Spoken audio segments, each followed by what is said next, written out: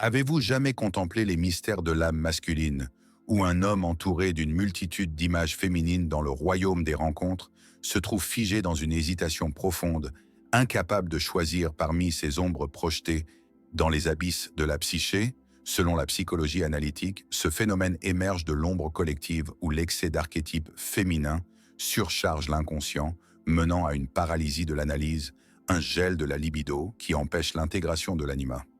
Pourtant, il existe une force archétypale si puissante qu'elle peut percer ce voile d'indécision, incitant l'homme à vous élire sans vaciller, même au milieu d'un millier de projections.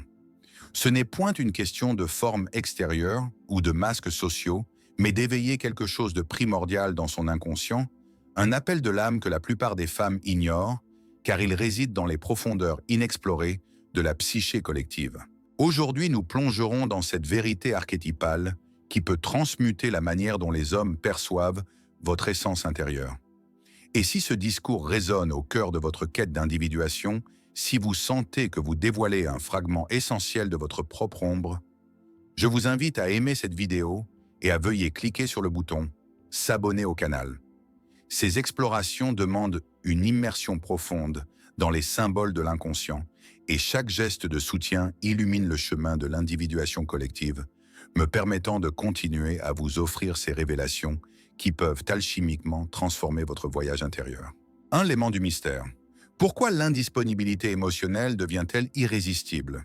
Commençons par une vérité inconfortable que beaucoup de femmes refoulent dans leur ombre personnelle. Une disponibilité émotionnelle totale éteint l'étincelle de l'attraction, car elle noie l'anima dans une mer d'évidence, privant l'homme de la quête nécessaire à son individuation.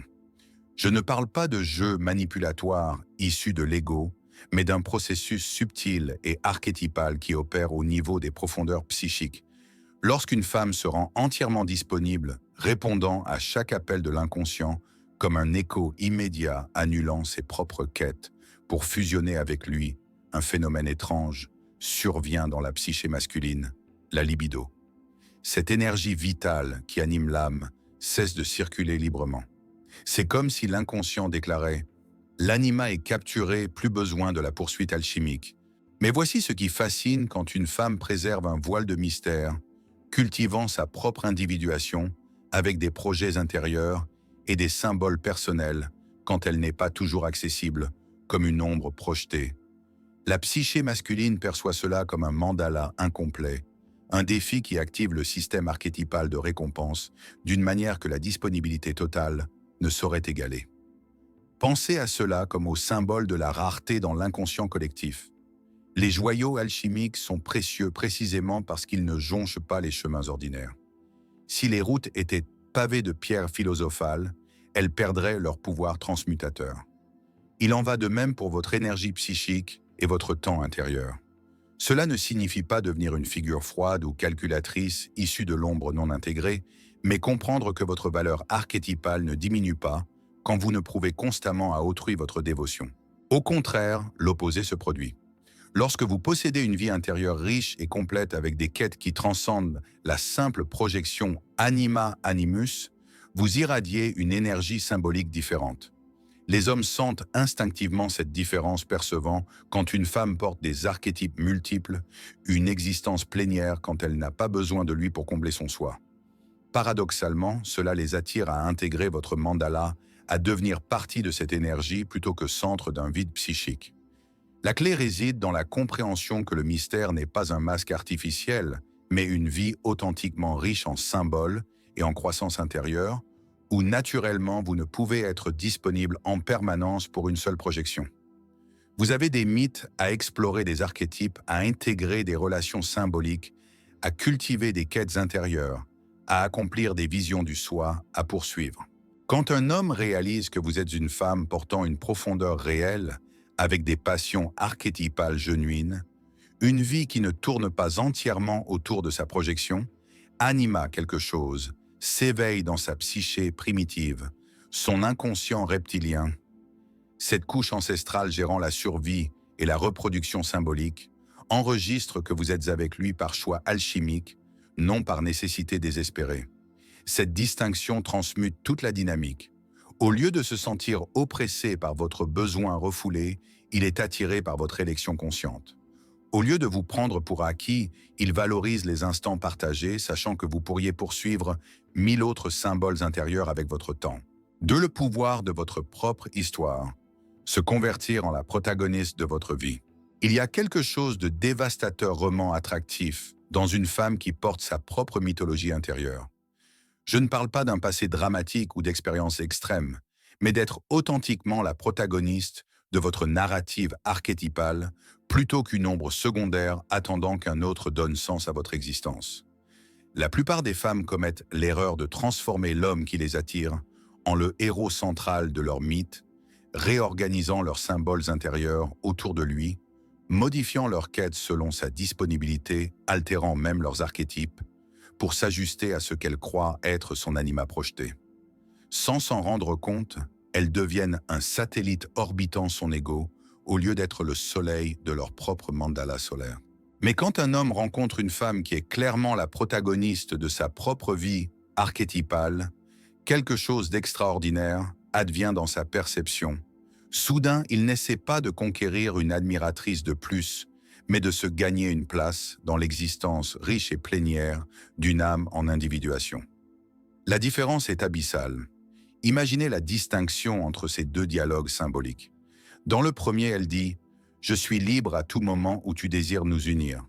Dis-moi simplement quand cela te convient. » Dans le second, elle affirme « J'aimerais t'intégrer. J'ai du temps le jeudi soir ou le dimanche après-midi. Lequel te semble harmonieux ?» La seconde femme évoque une entité avec une vie propre, des engagements archétypaux réels, une narrative qui ne tourne pas autour de lui. Cette subtilité communique quelque chose de profond, qu'elle porte une valeur indépendante de sa validation, que son existence est intéressante et pleine, sans sa projection, que si sa présence s'évanouit demain, elle restera cette figure fascinante avec des quêtes, passions et buts propres.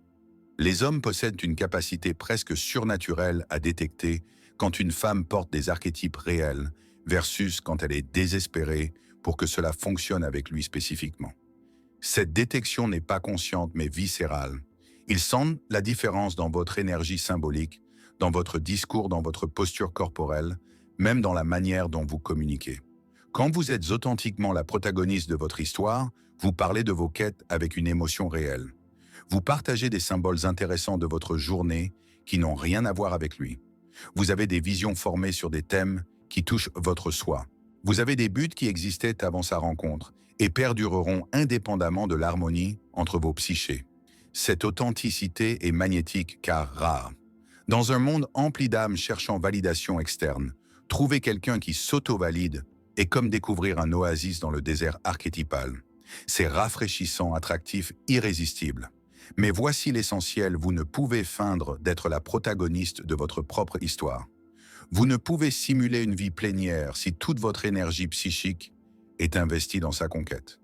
Les hommes détectent cette incongruence immédiatement. La seule voie réelle pour activer cette attraction est de vous convertir authentiquement en protagoniste de votre vie. Cela signifie redécouvrir ou développer des passions transcendant les projections romantiques. Cela implique d'avoir des quêtes professionnelles ou personnelles qui vous exaltent genuinement.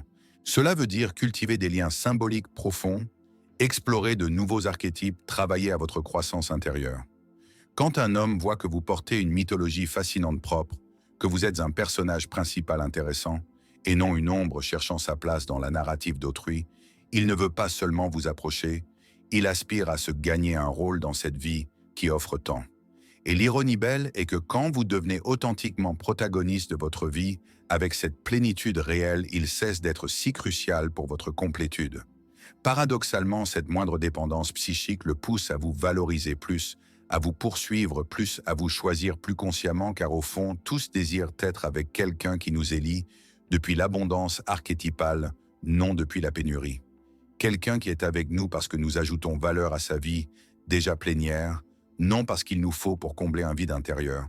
Et si cette exploration de l'âme vous appelle à une plus grande individuation, veuillez cliquer sur le bouton « S'abonner » afin de rejoindre ce voyage collectif vers les profondeurs de la psyché où chaque abonné illumine le chemin des symboles partagés. 3. L'effet miroir. Comment votre estime de soi se reflète dans sa perception? Il existe une loi archétypale que peu de femmes saisissent vraiment autrui, nous voit exactement comme nous nous voyons nous-mêmes dans les profondeurs de l'inconscient, non comme nous feignons de nous percevoir, non comme nous désirons être vus, mais comme notre ombre intérieure nous reflète. C'est comme porter un miroir invisible qui projette notre estime réelle vers le monde collectif. Et les hommes sont particulièrement sensibles à lire ces signaux inconscients. Quand une femme possède une estime de soi authentiquement saine, non seulement elle l'exprime en mots, mais son corps le communique en chaque geste symbolique. Elle marche avec une élégance naturelle, née non de l'arrogance, mais de l'harmonie avec son soi. Sa voix porte une assurance tranquille qui n'a besoin d'élévation pour être entendue. Ses yeux soutiennent le regard sans défi ni soumission, simplement depuis un lieu d'égalité archétypale. Les hommes perçoivent cette congruence à un niveau presque primal. Leur inconscient reptilien, cette strate ancienne évaluant menaces et opportunités, enregistre quand une femme s'auto-valorise adéquatement et quelque chose de fascinant advient automatiquement, il la valorise de même. C'est comme le phénomène survenant quand vous entrez dans une assemblée d'âmes inconnues. Si vous avancez en vous sentant insécure, comme si vous n'apparteniez pas au mandala collectif, les autres confirmeront inconsciemment cette projection. Mais si vous entrez en harmonie avec vous-même, comme si vous aviez un droit naturel à cet espace symbolique autrui, vous accorde aussitôt cette légitimité. Dans les unions romantiques, cet effet s'amplifie dramatiquement. Quand une femme s'excuse constamment pour ses besoins archétypaux, minimise ses intégrations, accepte des fragments d'attention comme des festins, elle envoie un signal clair, je ne mérite guère. Et la psyché masculine programmée pour des raccourcis cognitifs accepte cette évaluation comme vérité symbolique. Mais observez ce qui se passe quand une femme qui s'auto-respecte authentiquement interagit avec un homme. Elle n'implore pas son temps, elle l'invite. Elle ne s'excuse pas d'avoir des standards, elle les maintient avec grâce. Elle ne chasse pas sa validation car elle possède la sienne. Cette différence est palpable, il la sent physiquement. L'estime réelle n'est ni bruyante ni défensive. Elle n'a besoin de prouver ni de convaincre. Une femme avec estime genuine reçoit un compliment sans le minimiser, ni l'exagérer, elle dit merci et poursuit son être. Elle pose des limites sans drame, mais sans céder quand elles sont vitales. Cette congruence intérieure crée ce que les analystes nomment présence authentique, cette qualité magnétique qui attire autrui, non par perfection, mais par confort dans sa propre peau symbolique. Les hommes interprètent pour cette aisance comme signe que vous êtes une alliance émotionnelle sûre. Leur subconscient résonne si vous vous acceptez pleinement, vous m'accepterez probablement aussi. Si vous ne vous jugez constamment, vous ne le ferez pas avec moi. Mais voici le piège où tombent beaucoup, elles croient feindre cette estime jusqu'à la sentir réelle, jouant la confiance tandis qu'intérieurement, l'ombre les ronge, espérant que l'acte devienne réalité. Le problème est que cette dissonance entre intérieur et extérieur crée une tension que les hommes détectent intuitivement. La vraie estime se bâtit de l'intérieur vers l'extérieur, non l'inverse. Elle émerge quand vous traitez votre âme avec la gentillesse réservée à une sœur d'ombre, quand vous cessez d'être votre critique la plus sévère pour devenir votre allié suprême, quand vous célébrez vos petites intégrations plutôt que de les diminuer. Et voici la beauté quand vous développez authentiquement cette relation amoureuse avec vous-même, quand vous vous voyez vraiment comme valable et digne d'amour archétypal. Non seulement vous changez comment les hommes vous perçoivent, mais vous transmutez le type d'homme attiré. Car un homme psychiquement sain reconnaît et valorise une femme psychiquement saine. Et un homme aux prises avec son ombre se sent intimidé ou inadéquat près d'une femme connaissant son valeur. C'est pourquoi travailler l'estime n'est pas une stratégie d'attraction, mais une quête de vie, car quand vous vous aimez authentiquement, vous attirez amour authentique. 4. La neurochimie du désir, ce qui se passe réellement dans son cerveau. Ce qui est le plus fascinant. Tandis que vous explorez ici la psychologie analytique féminine et les archétypes d'attraction, il ignore ce qui bouillonne dans son propre inconscient quand il vous contemple. Les hommes prennent des décisions depuis l'âme et les rationalisent après jamais l'inverse. Et voici ce qui va transmuter votre perspective sur l'attraction masculine. Imaginez sa psyché comme un temple avec 3 gardiens distincts, œuvrant simultanément. Le premier est sa cortex préfrontal, la partie rationnelle gérant plan à long terme, compatibilité et logique symbolique. Le second est son système limbique centre émotionnel, traitant sentiments et mémoire archétypale. Mais un troisième gardien, souvent omis, décide vraiment son inconscient reptilien. Cette strate primitive inchangée depuis des éons pose une seule question quand il vous rencontre: cette femme élève-t-elle ou abaisse-t-elle mes chances de survie symbolique et de succès reproductif archétypal? Avant de juger cela trop primal ou biologique, laissez-moi révéler quelque chose de surprenant. Son inconscient reptilien n'évalue pas principalement votre forme extérieure. Il lit des signaux subtils et puissants: votre état psychique, votre niveau de tension intérieure, votre confiance genuine, votre stabilité symbolique. C'est comme un détecteur d'âme percevant ce que sa conscience ignore. Quand une femme est désespérée pour une union, quand son système nerveux est activé par l'anxiété de l'élection, son corps libère des ombres hormonales comme le cortisol. Et voici l'impactant: les hommes sentent littéralement ce cortisol non consciemment, mais leur primitif l'enregistre comme alarme. Comme si le subconscient disait: cette femme est en mode survie, quelque chose cloche dans son mandala. Mais que se passe-t-il quand il rencontre une femme en paix authentique avec elle-même? Une femme dont le système nerveux est régulé, non en urgence psychique constante. Son inconscient reptilien détecte autre chose: sécurité, abondance, symbolique. Cela déclenche une cascade archétypale fascinante. D'abord, la libido s'écoule, mais non comme vous l'imaginez, elle ne libère pas quand il vous possède, mais en anticipation de l'intégration. C'est l'énergie de la quête, du désir, de la poursuite alchimique. Voilà pourquoi les hommes perdent intérêt quand ils sentent la conquête complète. Leur psyché interprète la fin de la chasse. C'est là que la plupart des femmes errent. Elles croient, une fois l'intérêt montré, devoir sécuriser en devenant pleinement accessible et prévisible. Mais cela brise le circuit libidinal. C'est comme clore le mythe juste quand il s'intensifie. Les études analytiques révèlent quelque chose de révolutionnaire. La psyché masculine est conçue pour valoriser ce qui demande effort, non par cruauté, mais parce qu'au fil des éons, les trésors archétypaux requéraient poursuite. Son primitif opère encore sous cette programmation. Mais attendez, voici ce qui changera votre alchimie éternellement. Il existe un moment spécifique, un point d'inflexion psychique où sa psyché passe de la poursuite à l'attachement, et la plupart des femmes ignorent quand il advient ou comment le naviguer. Ce moment surgit quand son inconscient reptilien évalue enfin que vous êtes une alliance sûre, mais un défi continu. Sûre ne signifie pas ennuyeuse ou prévisible, mais que vous n'engendriez pas de drame non intégré, que vous êtes stable, psychiquement, que vous avez des ressources intérieures pour la joie. Et défi continu ne veut pas dire jeu manipulatoire, mais que vous continuerez à croître, évoluer, le surprendre positivement, sans sombrer dans la complaisance une fois l'union établie. Quand ces conditions s'harmonisent, quelque chose de magique advient dans sa chimie intérieure. Des hormones d'attachement comme l'oxytocine et la vasopressine se libèrent en recablant sa psyché pour vous voir comme père archétypal, non simple option.